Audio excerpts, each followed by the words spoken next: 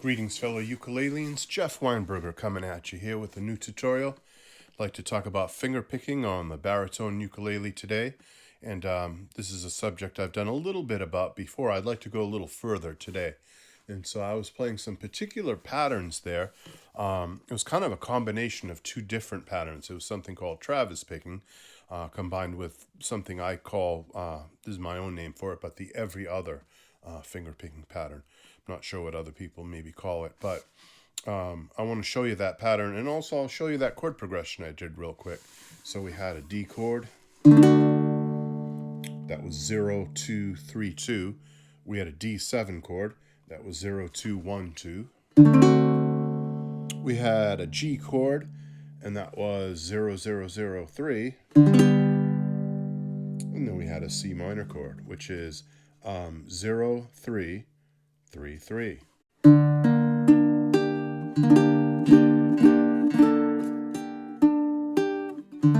That might be the only kind of uncommon. I'm sorry I called it C minor. It's actually G minor. My mistake. Sorry about that.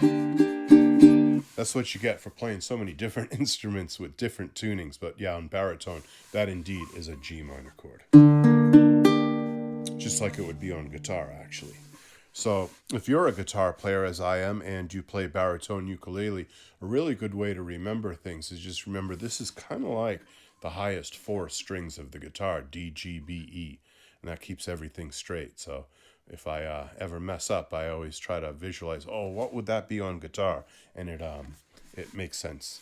So yeah, it's a nice trick to keep in mind as you transition from guitar into baritone ukulele, as I have. All right, the actual picking patterns, though, besides those chords, I started with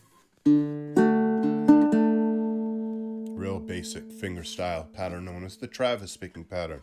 You might already know this, but a guy named Merle Travis back in the 50s, he was a great country guitar player, and he invented this style where you alternate the bass. You have your thumb go from one string to another in this alternating fashion that creates this really hypnotic rhythm, this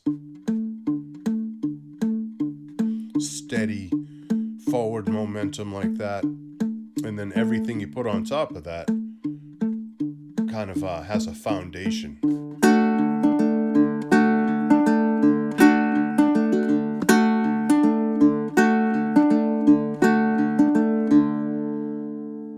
You hear it practiced a heck of a lot by Chet Atkins, Tommy Emmanuel. There's some really great Travis picking examples out there, besides Merle Travis himself, who had that song 9-Pound Hammer. That's a really good example. So anytime you hear that term Travis picking, that can mean a lot of different things, but basically it's referring to that style of picking guitar, and in this case baritone ukulele, in the style of Merle Travis, whether it be exactly like Merle Travis or not. So our thumb is picking that D string all by itself, that open D string. That's the first step. That's your bass note. Then you're doing something known as a pinch. And a pinch is when you take your thumb and one of your fingers and you play two notes simultaneously. At the same time, you pinch them like this. And that was my G string and my E string together. You might want to practice just that. You might want to get good at going thumb, pinch, thumb, pinch, thumb, pinch, thumb, pinch. It's a good kind of warm-up exercise. Let's try that together a little bit.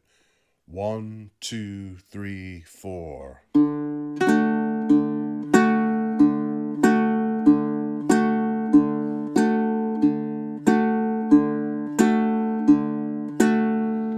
If you feel comfortable with that, you're ready to do the second half of the pattern.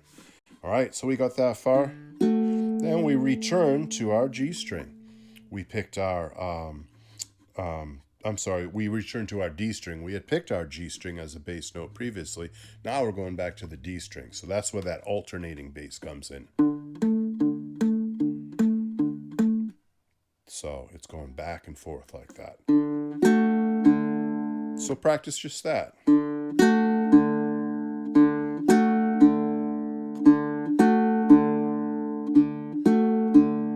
Then you're ready to finish it off and add some finger notes.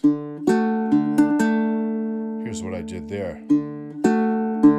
After returning to that D string with the thumb, I plucked the B string with my index. And the final move is I pluck my G string with my thumb. That's the last thing. Do that and you're Travis picking.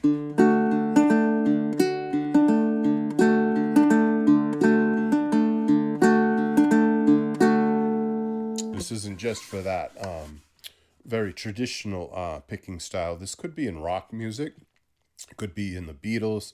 It could be in modern day fingerstyle rock. It could be in Simon and Garfunkel. It could be in folk rock. There's just so many uses for this. So don't think that you only can play Merle Travis tunes with this, or you can only play Chet Atkins tunes with this. This goes a long way. This is an extremely versatile pattern. I'll go over it one more time.